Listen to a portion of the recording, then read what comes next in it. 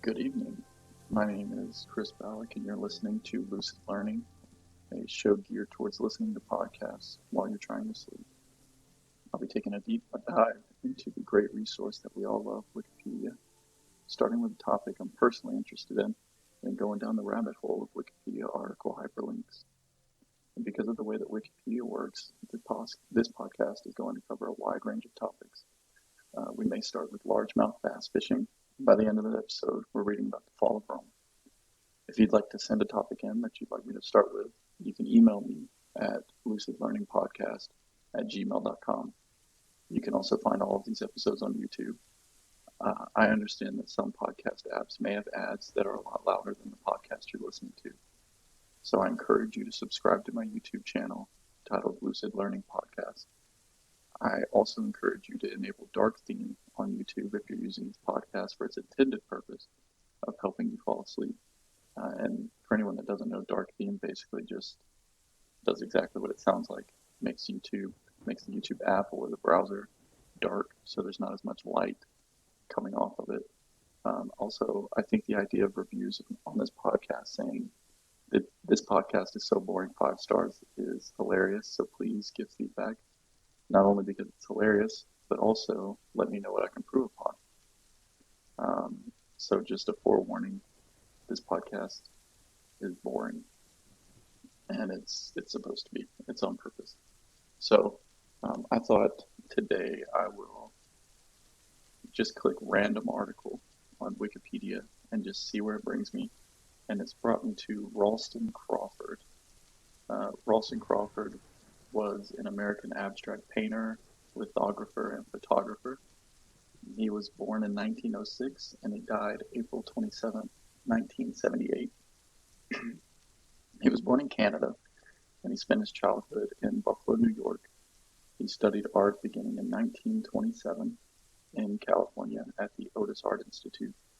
After working at the Walt Disney Studio, he returned to the Eastern U.S. for further study at the Pennsylvania Academy of the Fine Arts and at the Barnes Foundation, where he was exposed to the art of Picasso and Matisse. In 1934, he had his first one-man showing at the Maryland Institute College of Art. Crawford was best known for his abstract representations of urban life and industry. His early work placed him with precisionist artists like Niles Spencer and Charles Sheeler. Here, the focus was on realistic, sharp portrayals of factories, bridges, and shipyards. Later work was geometrically abstract. In Spain, he observed bullfighting and the religious procession during Holy Week in Seville. In New Orleans, he painted and photographed cemeteries and jazz musicians, and that required a permit to visit bars normally restricted to blacks. Fortune magazine sent Crawford to the Bikini Atoll in 1946 to record a nuclear weapons test. And Bikini Atoll, between the 1800s and 1946, it's a coral reef in the Marshall Islands consisting of 23 islands surrounding a 229.4 square mile central lagoon. The atoll's inhabitants were relocated in 1946, after which the islands and lagoon were the site of 23 nuclear tests by the United States until 1958. And the United States detonated 23 nuclear devices between 1946 and 1958 at 7 test sites on the reef, inside the atoll, in the air, and underwater. They had a combined fission yield of 42.2 MT, and MT is the TNT equivalent for expressing energy. The testing began with the Operation Crossroads series in 1946. And the Operation Crossroads, they were the first nuclear weapon tests since Trinity in 1945, and the first detonations of nuclear devices since the atomic bombing of Nagasaki on August 9th, 1945. The purpose of the test was to investigate the effect of nuclear weapons on warships. And so the Crossroads tests were the first of many nuclear tests held in the Marshall Islands,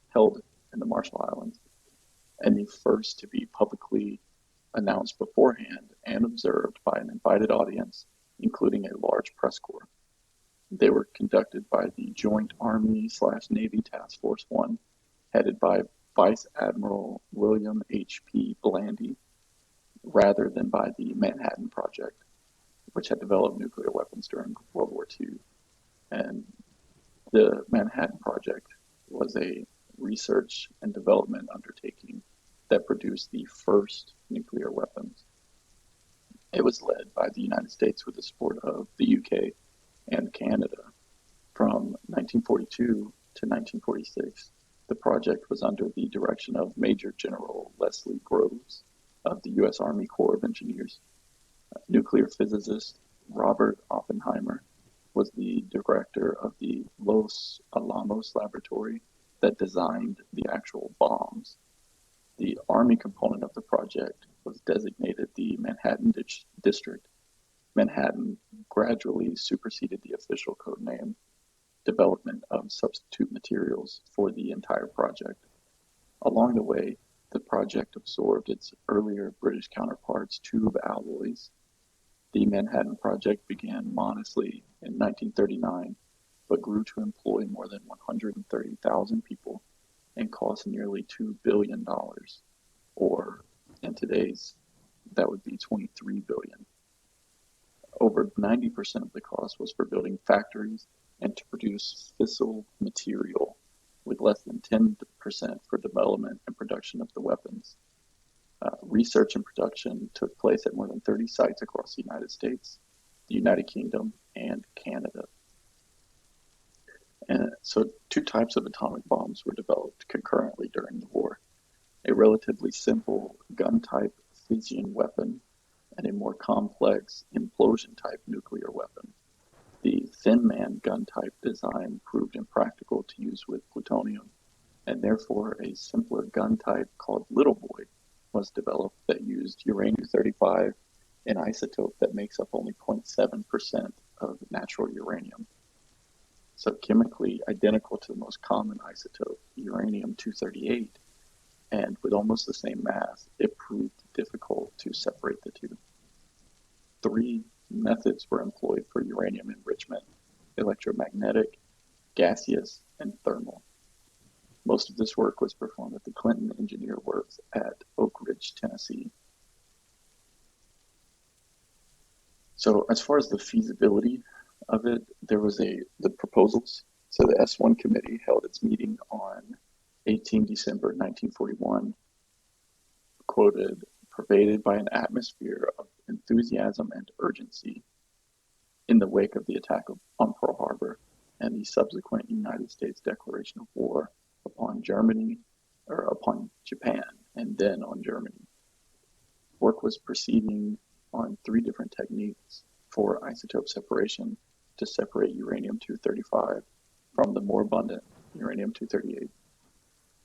Lawrence and his team at the University of California investigated electromagnetic separation, while Eager Murphy and Jesse Wakefield Beam's team looked into gaseous diffusion at Columbia University, and Philip Abelson directed research into thermal diffusion at the Carnegie Institution of Washington, and later the Naval Research Laboratory.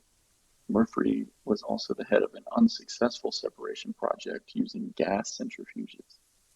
Meanwhile, there were 2 lines of research into nuclear reactor technology, with Harold Urey continuing research into heavy water at Columbia, while Arthur Compton brought the scientists working under his supervision from Columbia, California, and Princeton University to join his team at the University of Chicago, where he organized the Metallurgical Laboratory in early 1942 to study plutonium and reactors using graphite as a neutron moderator. So the bomb design concepts, they they confirmed that a fission bomb was theoretically possible, but there are still many unknown factors. The properties of pure uranium-235 were relatively unknown, as were those of plutonium, an element that had only been discovered in February 1941 by Glenn Seaborg and his team. The scientists at the July 1942 Berkeley conference envisioned creating plutonium in nuclear reactors where uranium-238 atoms absorb neutrons that had been emitted from fissioning uranium-235 atoms. At this point, no reactor had been built, and only tiny quantities of plutonium were available from cyclotrons at institutions such as Washington University in St. Louis. And a cyclotron is a type of particle accelerator. It was patented in 1932, and basically a cyclotron accelerates charged particles outwards from the center along a spiral path.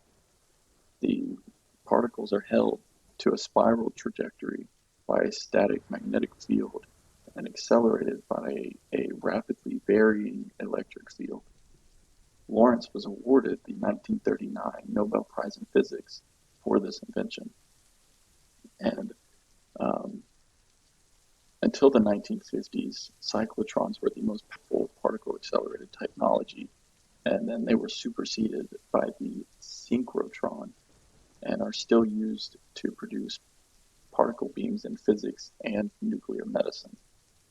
The largest single magnet cyclotron was the 4.67 meter synchrocyclotron built between 1940 and 1946 by Lawrence at the University of California, Berkeley, which could accelerate protons to 730 mega electron volts. The largest cyclotron is the 17.1 meter multi-magnet Triumph accelerator at the University of British Columbia in Vancouver, British Columbia, which can produce 500 mega electron volts. Over 1,200 cyclotrons are used in nuclear medicine worldwide for the production of radionuclides. So the Hungarian Leo Szilard was the first who invented and patented the linear accelerator in 1928 and the cyclotron in Germany in 1929.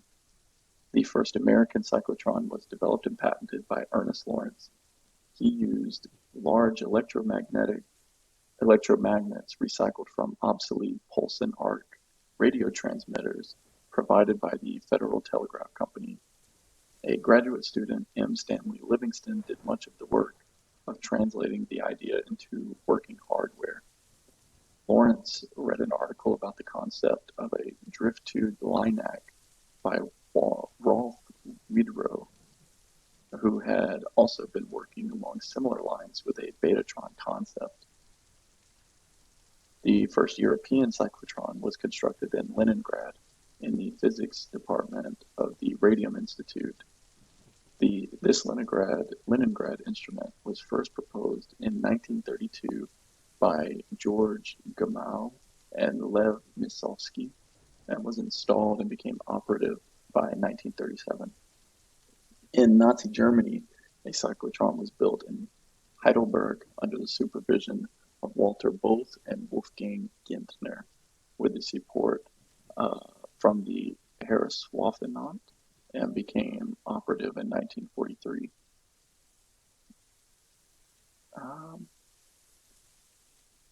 So, wow, it was almost like everyone was working on it at the same time. So, the Nazis, as far as like their education went, anti-Semitic legislation passed in 1933 led to the removal of all Jewish teachers, professors, and officials from the education system. Most teachers were required to belong to the National Sozialverein, and university professors were required to join the National Socialist German lecturers. Teachers had to take an oath of loyalty and obedience to Hitler, and those who failed to show sufficient conformity to party ideals were often reported by students or fellow teachers and dismissed.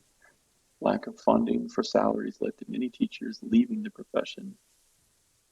The average class size increased from 37 in 1927 to 43 in 1938 due to the resulting teacher shortage.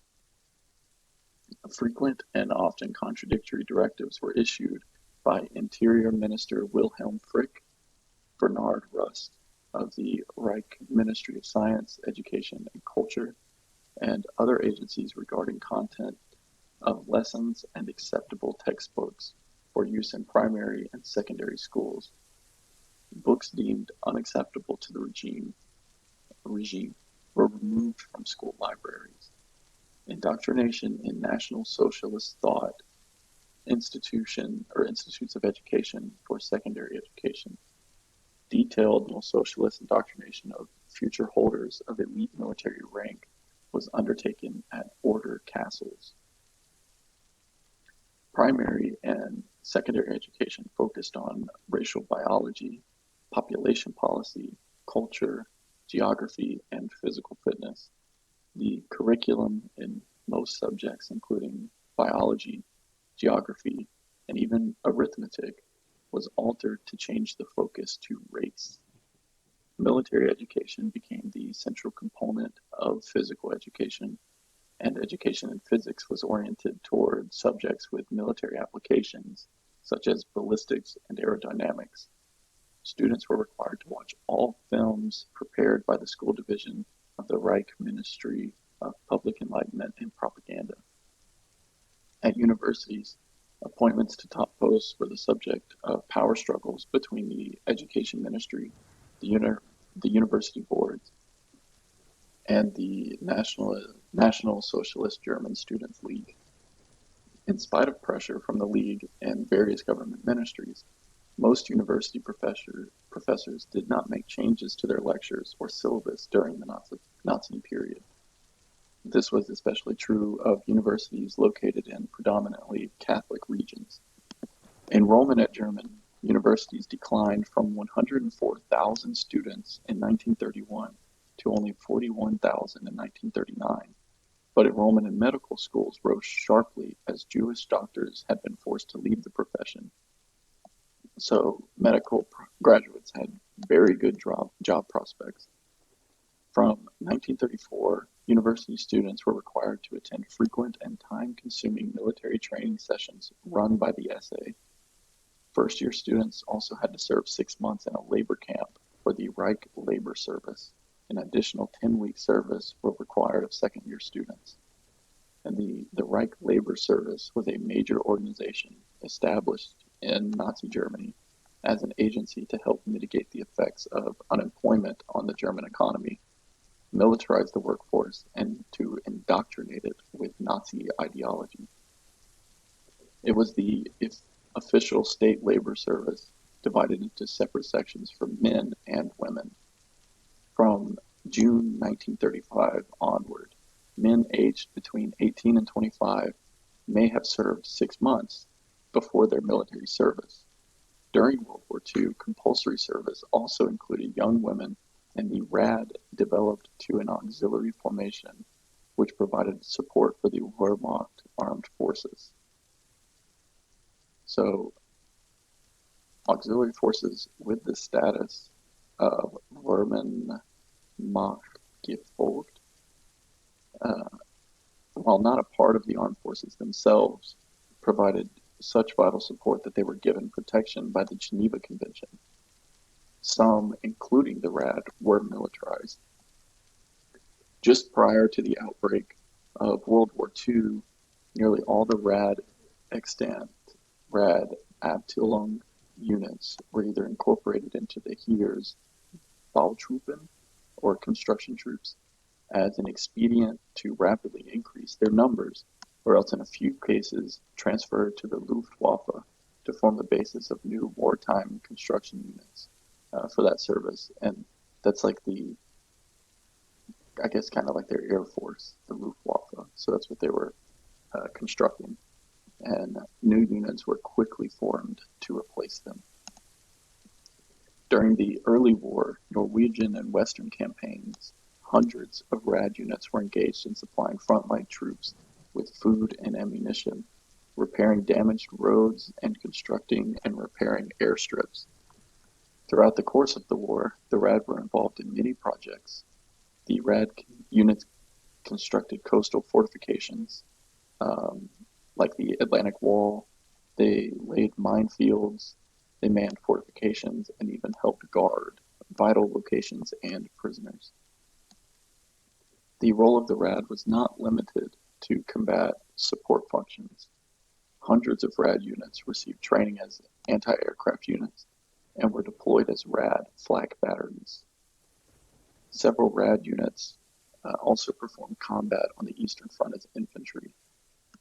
So a flak unit is basically an anti-aircraft warfare or counter-air defense, and is defined by NATO as all measures designed to nullify or reduce the effectiveness of hostile air action.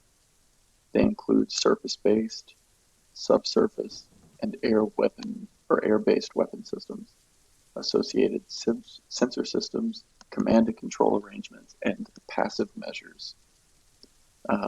And a passive measure is like a barrage balloon. A barrage balloon is a large tethered kite balloon used to defend ground targets against air attacks by raising aloft steel cables, which pose a severe collision risk to aircraft. So, and that's why it's considered like a passive, is they just let the balloon up, and then aircraft would run into it. So the design of the kite balloon, having a shape and cable bridling which stabilized the balloon and reduced drag, meant that it could be operated in higher wind conditions than a spherical balloon. Some examples carried small explosive charges that would be pulled up against the aircraft to ensure its destruction. Barrage balloons are not practical against very high altitude flying aircraft due to the weight of the long cable required.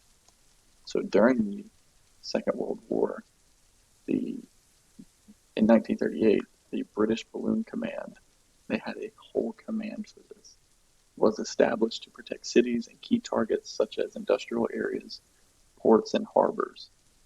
Balloons were intended to defend against dive bombers flying at heights up to 5,000 feet, forcing them to fly higher and into the range of concentrated anti-aircraft fire. Anti-aircraft guns could not traverse fast enough to attack aircraft flying at low altitude and high speed. By the middle of 1940, there were 1,400 balloons, a third of them over the London area. While dive bombing was a devastatingly effective tactic against undefended targets, dive bombers were very vulnerable to attack by fighter aircraft while performing a dive, and their use in this role by Germany against the UK, with its effective Royal Air Force, was rapidly discontinued. Balloons proved to be of little use against the German high-level bombers, with which the dive bombers were replaced, but continued to be manufactured nonetheless, until there were almost 3,000 in 1944. They proved to be mildly effective against the V-1 flying bomb, which usually flew at 2,000 feet or lower, but had wire cutters on its wings to counter balloons. 231 V-1s are officially claimed to have been destroyed by balloons. The British added 2 refinements to their balloons: double parachute link, or DPL, and double parachute/ripping, or DP/R.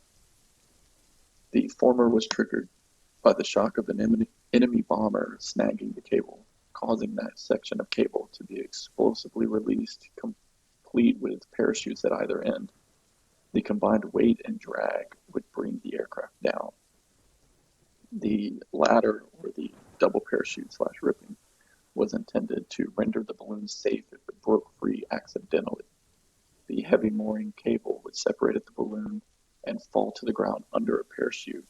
At the same time, a panel would be ripped away from the balloon, causing it to deflate and fall independently to the ground. In January 1945, during the Royal Navy Fleet Air arm raids on the Palembang oil refineries, the British air crews were surprised by massive use of barrage balloons in the Japanese defenses. These were spherical and smaller than the British type. One Grumman Avenger was destroyed and crew killed from striking a balloon cable.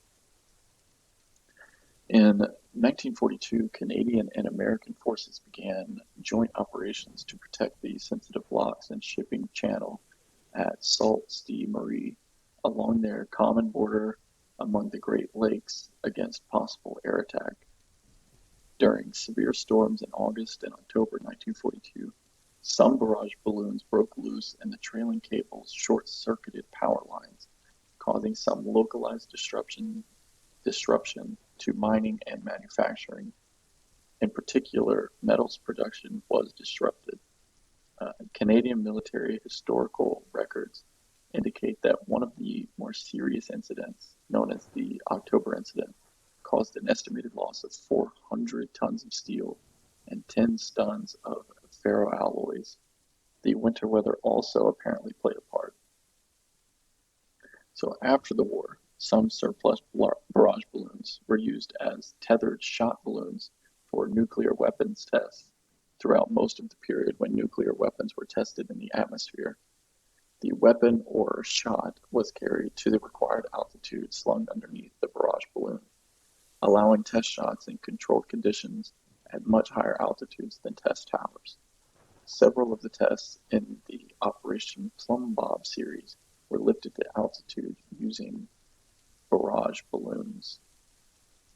So Operation Plum Bomb was a series of nuclear tests conducted between May 28th and October 7th, 1957 at the Nevada test site following Project 57 and preceding Project 58. It was the biggest, longest, and most controversial test series in the continental United States. So the operation consisted of 29 explosions, of which only 2 did not produce any nuclear yield. 21 laboratories and government agencies were involved. While most Operation Plum Bomb tests contributed to the development of warheads for intercontinental and intermediate range missiles, they also tested air defense and anti-submarine warheads with smaller yields.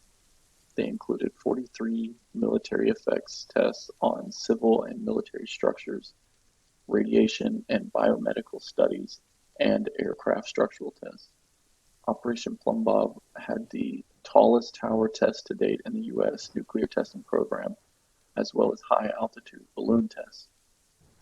One nuclear test involved the largest troop maneuver ever associated with U.S. nuclear testing. Approximately 18,000 members of the U.S. Air Force, Army, Navy, and Marines participated in exercises Desert Rock 7 and 8 during Operation Plum Bomb. The military was interested in knowing how the average foot soldier would stand up physically and psychologically to the rigors of the tactical nuclear battlefield. Almost 1,200 pigs were subjected to biomedical experiments and blast effects studies during Operation Plum Bomb. On shot, Priscilla 719 pigs were used in various experiments on Frenchman Flat. Frenchman Flat is a hydrographic basin in the Nevada National Security Site, south of Yucca Flat and north of Mercury, Nevada. The flat was used as an American nuclear test site and has a 5.8 square mile dry lake bed that was used as a 1950s airstrip before it was chosen after the start of the Korean War for the Nevada Proving Grounds. Nellis Air Force Base was transferred to the Atomic Energy Commission, on which site Mercury was constructed on the flat for supporting American nuclear explosive tests. The 1951 Operation Ranger Able test was the first continental U.S. nuclear detonation after the 1945 Trinity test, and Frenchman Flat also had the only detonation of an American artillery-fired nuclear projectile in the 1953 Upshot Knothole Grable test using the M65 atomic cannon. So Area 5 consists of 95 square miles of the southeastern portion of NTS north of the town of Mercury and includes the Area 5 radioactive waste management site, the hazardous waste storage unit, and the spill test facility. In the decade 1951 to 1962, 14 above-ground nuclear tests were conducted at Frenchman Flat. Several of these atmospheric tests were weapons effects tests. A relatively modest 8-kiloton blast in January 1951 broke storefront windows in Las Vegas. Tests to determine building damage by nuclear blasts have left remains at the site that are of historical interest. 5 underground nuclear weapons were detonated at Frenchman Flat between 1965 and 1968. So the Non-Proliferation Test and Evaluation Complex, or NPTEC, formerly called the Hazardous Material Hazmat Spill Center, is located on Frenchman Flat in Area 5, a natural geological basin. It is the world's largest facility for open-air testing of hazardous materials and biological simulants. It includes a control building with data acquisition and recording instruments, a command and control computer, and support personnel. The test area has a tank farm, a wind tunnel, elevated stacks, and spill pans and storage tanks for the test chemicals. This facility houses both large-scale and small-scale hazardous materials testing and training. It provides a secure test bed, calibrated release systems, weather data, ground truth instrumentation, and logistics and field verification and validation of technology. So the M65 atomic cannon that we talked about earlier, also called Atomic Annie, was an artillery piece built by the United States and capable of firing a nuclear device. It was developed in the early 1950s at the beginning of the Cold War and fielded between April 1955 and December 1962 in West Germany, South Korea, and on Okinawa. Picatinny Arsenal was tasked to create a nuclear-capable artillery piece in 1949. Robert Schwartz, the engineer who created the preliminary designs, essentially scaled up the 240 millimeter shell and used the German K5 railroad gun as a point of departure for the carriage. The name Atomic Annie likely derives from the nickname Anzio Annie, given to a pair of German K5 guns, which were employed against the American landings in Italy. The design was approved by the Pentagon largely through the intervention of Samuel Feltman, chief of the ballistics section of the Ordnance Department's Research and Development Division. A 3-year developmental effort followed. The project proceeded quickly enough to produce a demonstration model to participate in Dwight D. Eisenhower's inaugural parade in January 1953. The cannon was transported by 2 specially designed tractors in the same manner as railroad Schnabel cars.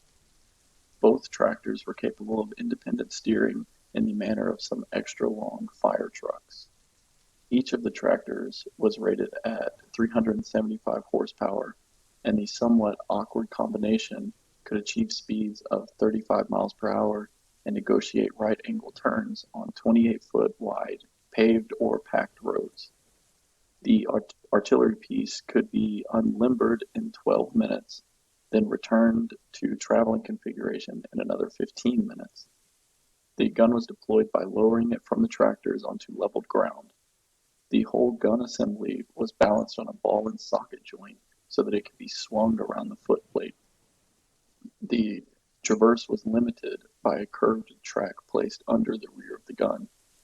On May 25th, 1953, at 8:30 a.m., the atomic cannon was tested at the Nevada test site as part of the Upshot Knothole series of nuclear tests. The test, codenamed Grable, was attended by the chairman delegate of the Joint Chiefs of Staff, Admiral Arthur W. Bradford and the United States Secretary of Defense Charles Irwin Wilson.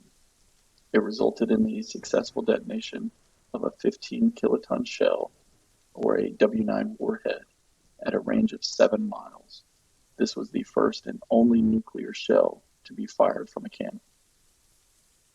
The Little Feller 1 test shot of a W-54 used a Davy Crockett weapon system, which was a recoilless smooth-bore gun firing the warhead mounted on the end of a spigot inserted in the barrel of the weapon.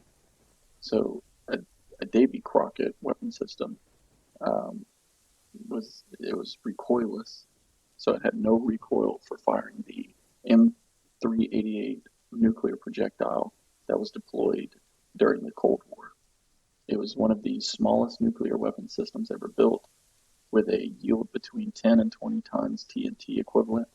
It is named after American folk hero, soldier, and congressman Davy Crockett. The Davy Crockett recoilless spigot gun was developed in the late 1950s for use against Soviet and North Korean armor and troops in case war broke out in Europe or the Korean Peninsula. Davy Crockett sections were designed to United States Army Europe and 8th Army United States Armor and mechanized and non-mechanized infantry battalions. During alerts to the inner German border and the Fulda Gap, the Davy Crocketts accompanied their battalions. All 5 Corps combat maneuver battalions had pre-assigned positions in the Fulda Gap. These were known as GDP, or General Defense Plan positions. The Davy Crockett sections were included in these defensive deployment plans. In addition to the Davy Crockett's, 5 Corps had nuclear artillery rounds and atomic demolition mines, and these were also targeted on the Fulda Gap. On the Korean Peninsula, units assigned to the Davy Crockett weapons primarily planned to use the passes that funneled armor as killing grounds, creating temporarily deadly radioactive zones roadblocked by destroyed tanks and other vehicles. And Davy Crockett was a frontiersman and politician, soldier, folk hero. He is commonly referred to in pop culture by the epithet King of the Wild Frontier. He represented Tennessee in the U.S. House of Representatives, and he served in the Texas Revolution. He grew up in East Tennessee, where he gained a reputation for hunting and storytelling. He was made a colonel in the militia of Lawrence County, Tennessee, and was elected to the Tennessee State Legislature in 1821. In 1827, he was elected to the U.S. Congress, where he vehemently opposed many of the policies of President Andrew Jackson, including and especially the Indian Removal Act. Crockett's opposition to Jackson's policies led to his defeat in the 1831 elections. He was re-elected in 1833, then narrowly lost in 1835, prompting his angry departure to Texas. And at that time, it was the Mexican state of Tejas, shortly thereafter. In early 1836, he took part in the Texas Revolution and was likely executed at the Battle of the Alamo after being captured and possibly surrendering to the Mexican army. Crockett became famous during his lifetime for larger-than-life exploits popularized by stage plays and almanacs. After his death, he continued to be credited with acts of mythical proportion. These led in the 20th century to television and movie portrayals, and he became one of the best-known American folk heroes. So, I kind of want to read a little bit about some of his stories. But first, I'm going to read about his role in the Texas Revolution. So, by December 1834, Crockett was writing to friends about moving to Texas if Jackson's chosen successor, Martin Van Buren, was elected president. The next year, he discussed with his friend Benjamin McCulloch raising a company of volunteers to take to Texas in the expectation that a revolution was imminent. His departure to Texas was delayed by a court appearance in the last week of October as co-executor of his deceased father-in-law's estate.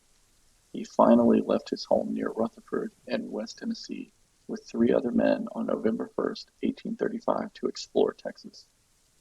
His youngest child, Matilda, later wrote that she distinctly remembered the last time that she saw her father, and she quotes, "He was dressed in his hunting suit, wearing a coonskin cap, and carried a fine rifle presented to him by friends in Philadelphia. He seemed very confident the morning he went away that he would soon have all of us to join him in Texas." Crockett traveled with 30 well-armed men to Jackson, Tennessee, where he gave a speech from the steps of the Madison County Courthouse, and they arrived in Little Rock, Arkansas on November 12, 1835. The local newspapers reported that hundreds of people swarmed into town to get a look at Crockett, and a group of leading citizens put on a dinner in his honor that night at the Jeffries Hotel. Crockett spoke, quote, mainly to the subject of Texan independence, as well as Washington politics. Crockett arrived in Nacogdoches, Texas, in early January 1836. On January 14th, he and 65 other men signed an oath before Judge John Forbes to the Provisional Government of Texas for 6 months. "I have taken the oath of government and have enrolled my name as a volunteer, and will set out for the Rio Grande in a few days with the volunteers from the United States." Each man was promised about 4,600 acres of land as payment. On February 6th, he and 5 other men rode into San Antonio de Bexar and camped just outside the town. Crockett arrived at the Alamo Mission in San Antonio on February 8th.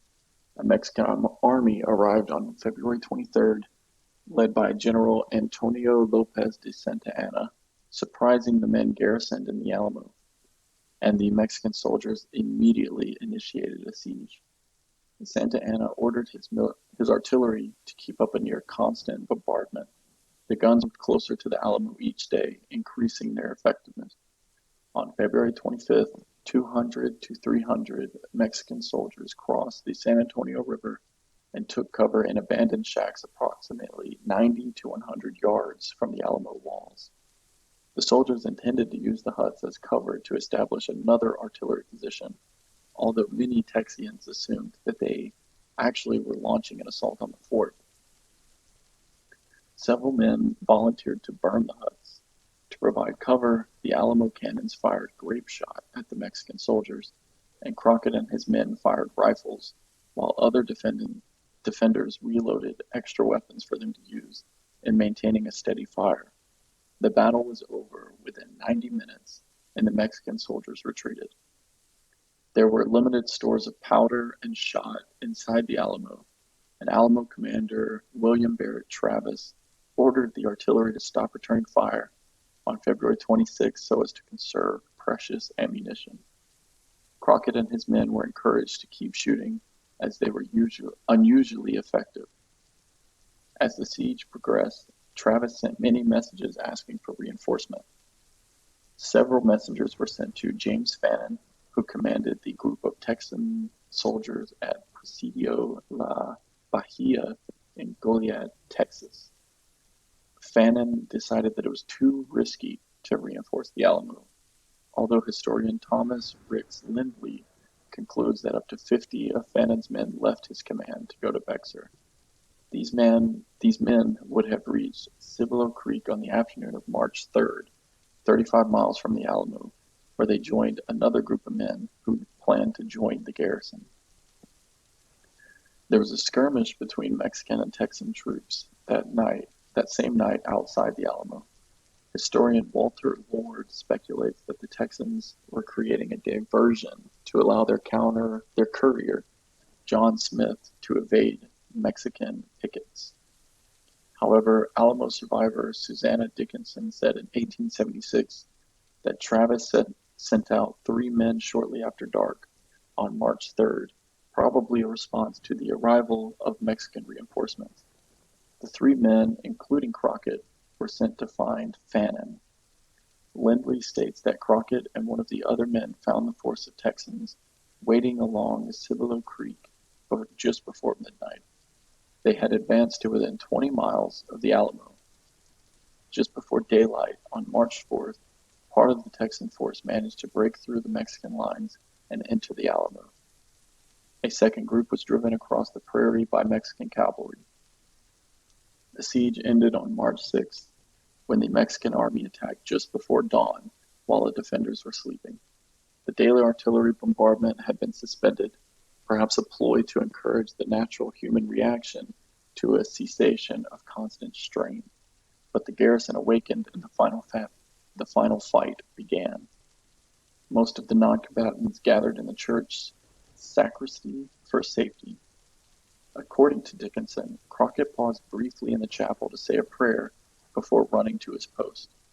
The Mexican soldiers climbed up the north outer walls of the Alamo complex, and most of the Texans fell back to the barracks in the chapel, as previously planned. Crockett and his men, however, were too far from the barracks to take shelter, and were the last remaining group to be in the open. They defended the low wall in front of the church, using their rifles as clubs and relying on knives, as the action was too furious to allow reloading. After a volley and a charge with bayonets, Mexican soldiers pushed the few remaining defenders back towards the church. The Battle of the Alamo lasted almost 90 minutes, and all of the defenders were killed. Santa Anna ordered his men to take their bodies to a nearby stand of trees, where they were stacked together and wood piled on top. That evening, they lit a fire and burned their bodies to ashes. The ashes were left undisturbed until February 1837, when Juan Seguin and his cavalry returned to Bexar to examine the remains. A local carpenter created a simple coffin, and ashes from the funeral pyres were placed inside. The names of Travis, Crockett, and Bowie were inscribed on the lid. The coffin is thought to have been buried in a peach tree grove, but the spot was not marked and can no longer be identified. And I think that this is a good spot to go ahead and end this episode. Hopefully, you're not even awake anymore, and if so, then I've served my purpose. Don't forget to leave a review and subscribe for future episodes. You can email me at lucidlearningpodcast@gmail.com. You can also subscribe to my YouTube channel called Lucid Learning Podcast. I've also created a Twitter account, which is at lucidlearning_. My name is Chris Bowick, and thank you for listening to Lucid Learning. Good night.